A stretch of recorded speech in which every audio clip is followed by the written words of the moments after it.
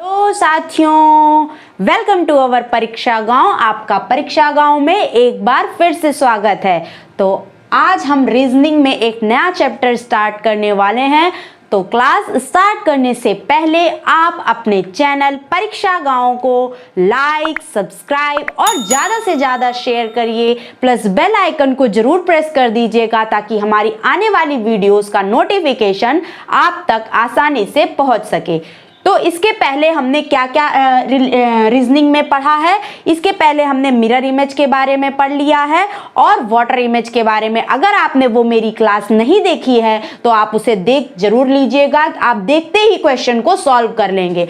आज हम पढ़ने वाले हैं रीजनिंग में रक्त संबंध अर्थात ब्लड रिलेशन पढ़ने वाले हैं। इसमें क्या होता है, इसमें दो या दो से अधिक पुरुष या महिला के बीच में संबंध बताया जाता है, अर्थात हमारे घर परिवार में ही हमें संबंध पूछेगा। ठीक है ना। तो आज हम इसी के बारे में अध्ययन करने वाले हैं और क्वेश्चंस लगाएंगे। ठीक है ना, क्योंकि क्वेश्चन हमारे लिए बहुत ही इंपॉर्टेंट हैं और क्वेश्चन आपके किसी ना किसी एग्जाम में आए हुए ही लगाए जाएंगे। तो ब्लड रिलेशन में जब हम रिलेशनशिप बनाएंगे तो एक हमारा या तो मेल होगा या तो फीमेल होगा। एक जनरेशन हमारी या तो एक पीढ़ी हमारे ऊपर पूछा जाएगा या तो एक पीढ़ी नीचे पूछा जाएगा, या तो हमारे सेम जनरेशन अर्थात समान पीढ़ी के बारे में कहीं ना कहीं शब्द आएगा। ठीक है ना। तो और या तो किसी महिला और पुरुष के बीच में या उनकी क्या होगी मैरिज हो गई होगी। तो उन सब चीजों को हम एक ग्राफ में कैसे लिखेंगे, तो उसके लिए हम एक प्रतीक चिन्हों का प्रयोग करेंगे अर्थात सिंबल्स का प्रयोग करेंगे। किसका प्रयोग करेंगे? सिंबल्स का प्रयोग करेंगे अर्थात प्रतीक चिन्हों का प्रयोग करेंगे। और वो प्रतीक चिन्ह हमारे कौन से होंगे? तो देखिए, यदि हमारा मेल होगा अर्थात पुरुष होगा तो उसे हम कैसे दिखाएंगे? तो उसे हम एक त्रिभुज के रूप में दिखाएंगे। उसे हम कैसे दिखाएंगे? एक त्रिभुज के रूप में दिखाएंगे। और वहीं अगर हमारी फीमेल होगी अर्थात कोई महिला होगी तो उसे हम क्या दिखाएंगे? एक सर्किल के रूप में दिखाएंगे। एक सर्किल के रूप में दिखाएंगे। और वहीं वन जनरेशन गैप अगर होगा अर्थात एक पीढ़ी का अंतर अगर होगा तो उसे हम कैसे दिखाएंगे? उसे हम एक खड़ी सीधी रेखा के द्वारा दिखाएंगे। और अगर समान, नेक्स्ट इधर बता रहे हैं, समान पीढ़ी होगी अर्थात हमारी सेम जनरेशन होगी तो उसे हम सेम जनरेशन होगी अर्थात हमारे समान है तो इसको हम एक क्षैतिज रेखा के द्वारा दर्शाएंगे। और वहीं एक पीढ़ी हमारी क्या होगी? ऊपर या नीचे होगी तो हमारा एक लंबवत रेखा के द्वारा दर्शाएंगे। और वहीं जब हमारी मैरिज अगर कहीं मैरिज का हमारा रिलेशन आएगा तो उसे हम दो क्षैतिज रेखाओं के द्वारा दर्शाएंगे, जिसमें एक, जो इसको हम इस तरह से समझ सकते हैं, इसमें एक हाथ हमारा मेल का होगा, एक हमारा फीमेल का होगा और उनके बीच में कैसा संबंध होगा? मैरिज का रिलेशनशिप होगा। तो इस प्रकार से हम इन सिंबल्स का प्रयोग करेंगे। आप इसको एक बार देख लीजिएगा। तो अब हम क्या करते हैं, इसका क्वेश्चन लगाना स्टार्ट करते हैं। तो फर्स्ट क्वेश्चन लगाया जाए।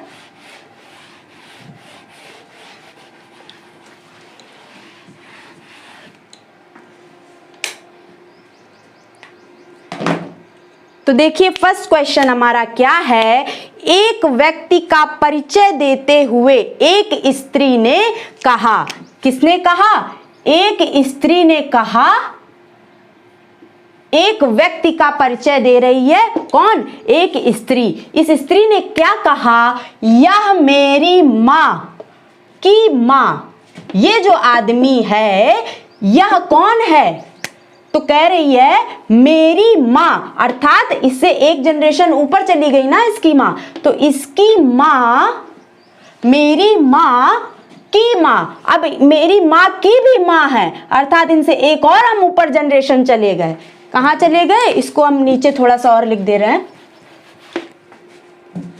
इस स्त्री ने कहा, एक पुरुष एक व्यक्ति का परिचय देते हुए, इस व्यक्ति का परिचय देते हुए इस स्त्री ने कहा कि ये जो पुरुष है मेरी माँ की माँ, मेरी माँ की माँ का इकलौता पुत्र है, इनका इकलौता पुत्र है, अर्थात जो मेरी माँ होंगी इनका क्या होगा? भाई होगा, इनका क्या होगा? भाई होगा। अब पूछ रहा है स्त्री का पुरुष से क्या संबंध है? इस स्त्री का पुरुष से क्या संबंध है? किसका पूछ रहा है? स्त्री का संबंध पूछ रहा है ना, तो क्या होगा?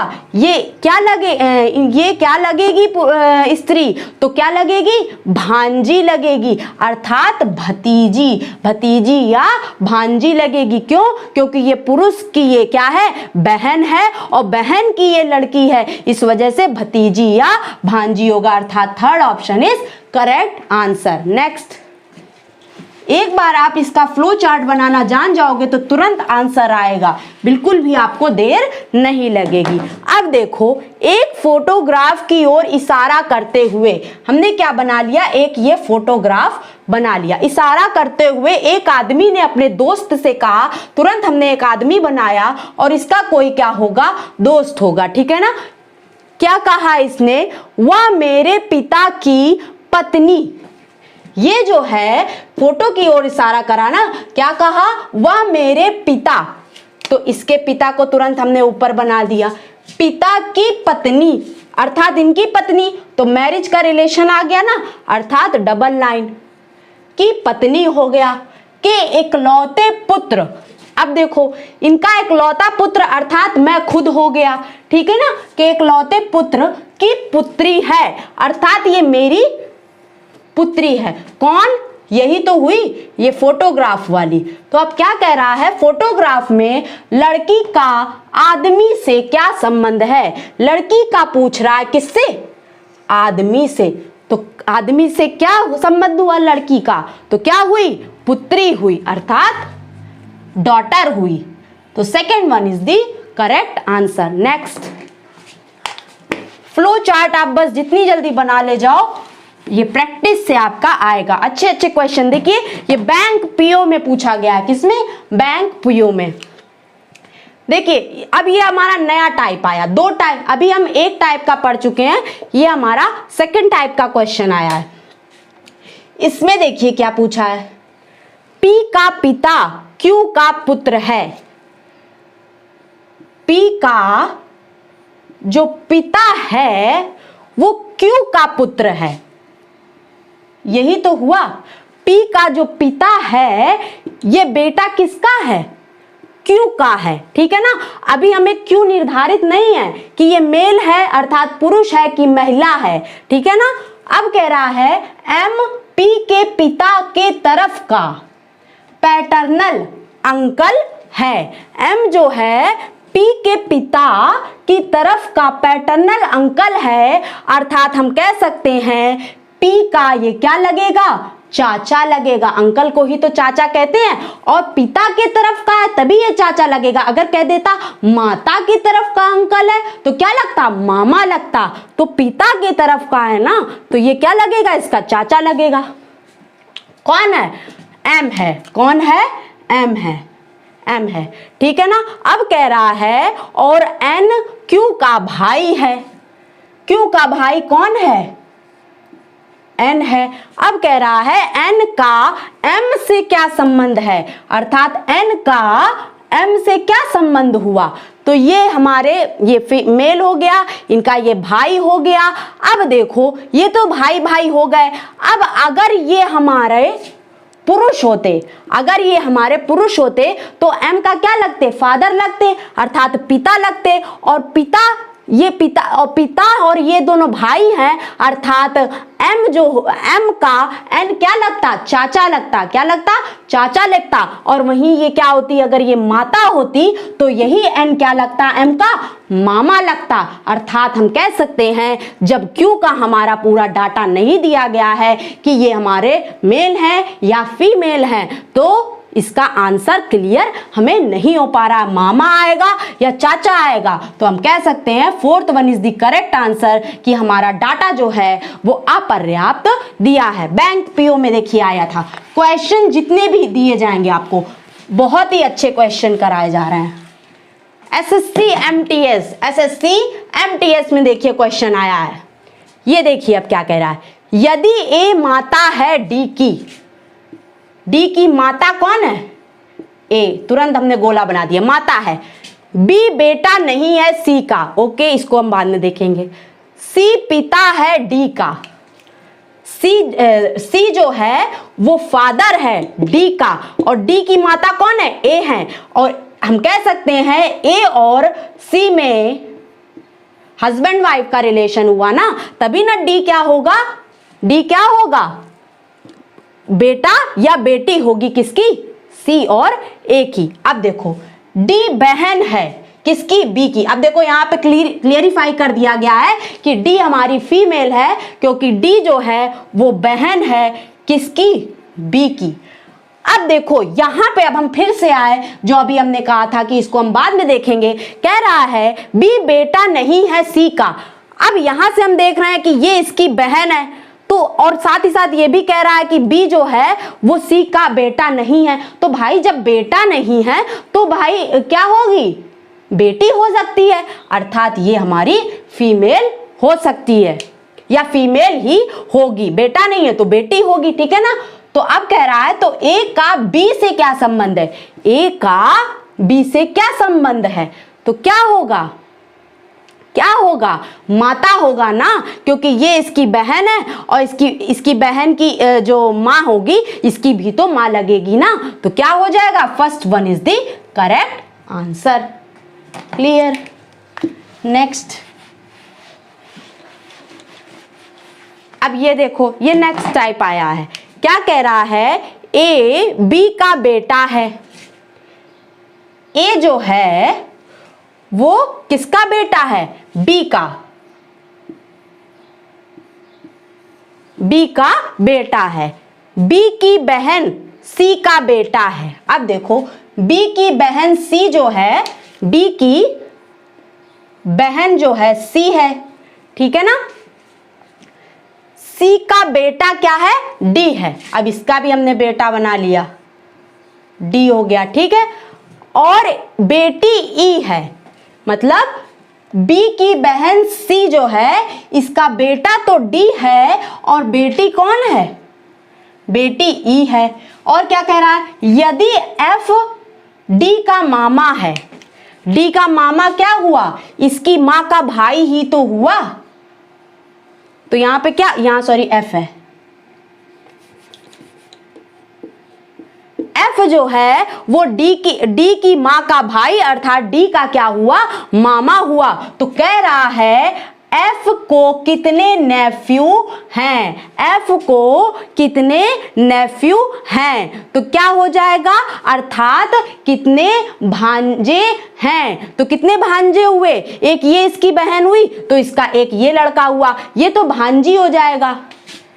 ये हमारा क्या हुआ? भांजा हुआ और ये हमारी भांजी हुई, और एक हमारा ये हो जाएगा भांजा। तो कितने नेफ्यू हुए? 2 नेफ्यू हुए। कितने नेफ्यू हुए? 2 नेफ्यू हुए। इतनी बात क्लियर हुई? तो इस तरह से आप अगर लगाओगे तो सारे क्वेश्चन क्लियर होंगे। बस आप डायग्राम जल्दी से जितना जल्दी हो सके बनाना सीख जाओ और फास्ट बनाओ। नेक्स्ट देखो, अब कह रहा है इसमें देखो सबसे अच्छा क्वेश्चन कह रहा है निम्नलिखित जानकारी को ध्यान से पढ़िए और उसके बाद दिए गए प्रश्नों के उत्तर दीजिए। अब आप इसको घंटा भर इसको नोट ना करो, बस इसको देखो तुरंत समझ जाओ। और थोड़ा सा ऊपर करो, इसको थोड़ा सा और ऊपर। हाँ, तो अब देखो क्वेश्चन क्या है, हम क्वेश्चन से इस कंक्लूजन निकालेंगे। इसका पूछ रहा है b divided by r minus Q गुणे t लिखा हुआ है। कह रहा है p का t से क्या संबंध है? इस p का t से क्या संबंध है? पहले तो हम बिना पेन के ही बता देंगे। तो पहले देखो यहाँ पे इंटू लिखा है, इंटू का मतलब क्या है?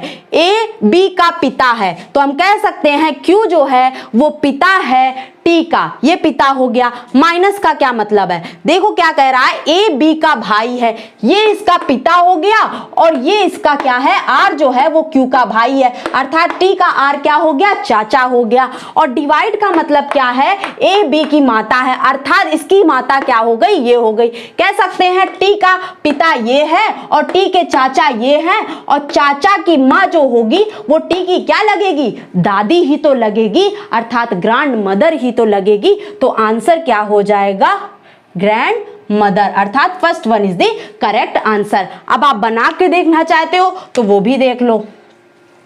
Q इंटू टी था, Q into T, A B का पिता, इसका मतलब क्या है, ए बी का पिता है, अर्थात टी हमारा ऐसे बना लिया।